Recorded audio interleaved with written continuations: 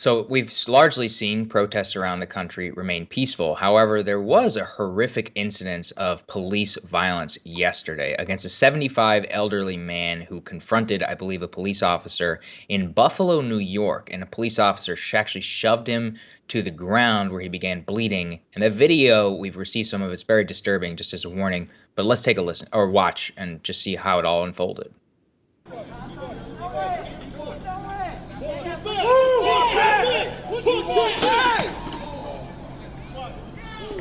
He is bleeding out of his ear. He's bleeding out of his ear. He's bleeding out of his ear.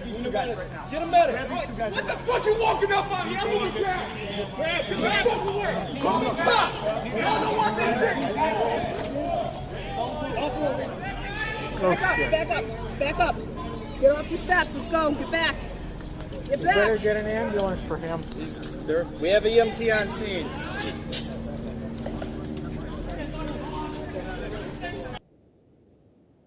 I mean, speaks for itself, really. You can see also that we have statements now from the governor of New York and the mayor. Actually, so two of the officers that you saw that were involved in that incident have now been suspended. The mayor says he directed an immediate investigation into the matter that they've suspended without pays, and seems nearly certain about what the outcome of that is going to be. But I wanted to make sure that we highlighted this here. I know it's high tensions and all of that, but we have to acknowledge, somebody like me, if pro law enforcement, whenever things like this are happening, it's horrible. It's absolutely horrible, and we need to see accountability in these particular cases, and we'll bring you updates in terms of if there's an outrageous development in this case. We need to make sure that these two officers are fired, and that if there are charges that are necessary, that they be filed, disciplinary action. And this 75-year-old man, he did nothing wrong. He's in stable condition in the hospital, but he's 75 years old, and he had to bleed out of his ears for no particular reason. And there's no reason that needed to happen.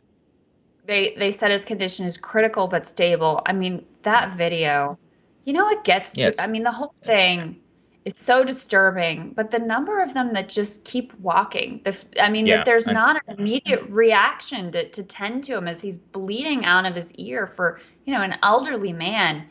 It's absolutely horrific. And, what are these protests about at their core? They're about police violence. And one of the things that, I think it's, a lot of times state-sponsored violence is sort of normalized, or it's treated as not as important as the violence that we have seen that's also completely unjustifiable from some protesters.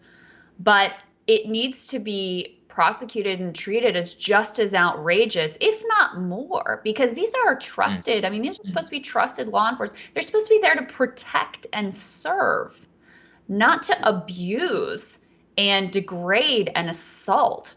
These are people who are trying to assemble to exercise their First Amendment rights, and we point out violence and find it unconscionable wherever it's found. But to me, what is so disturbing is the number of incidences I've seen where it's not just one bad apple who pushes him down and everybody rushes to his defense, just like with the George Floyd killing that you had. The Derek Chauvin with his knee on the man's neck, and then you got three guys just basically standing there letting it happen.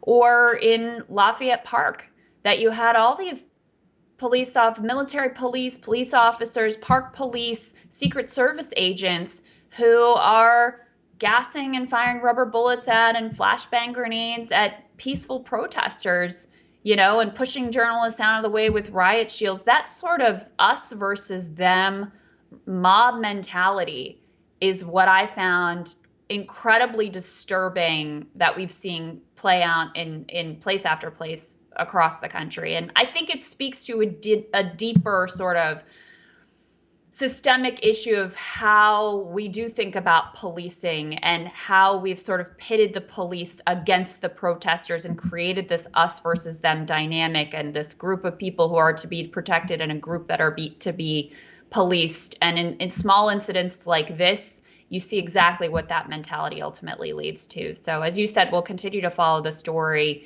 and find out what happens with these officers, but just a horrific scene.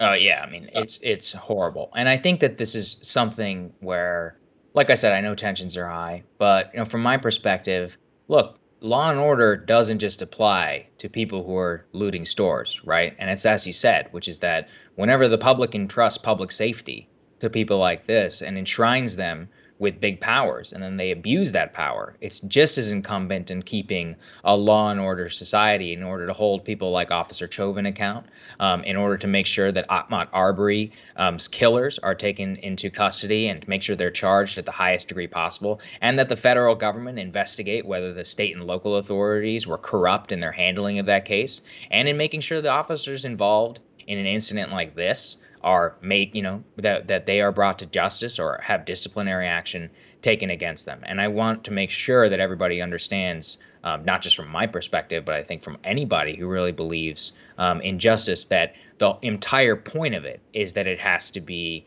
applicable to everyone, and that includes, in this case, the state and state-sponsored violence. That like we said, we enshrine these people with enormous responsibilities, and with comes that is transparency. And if you're not anti-law enforcement for bringing it up, and you're not, and that's something that many people are going to have to deal with in this just really crazy environment. And it's very difficult, and understand, to stay calm and rational when looking at, incidents like this or from the other side. But that's the only way that we can live together.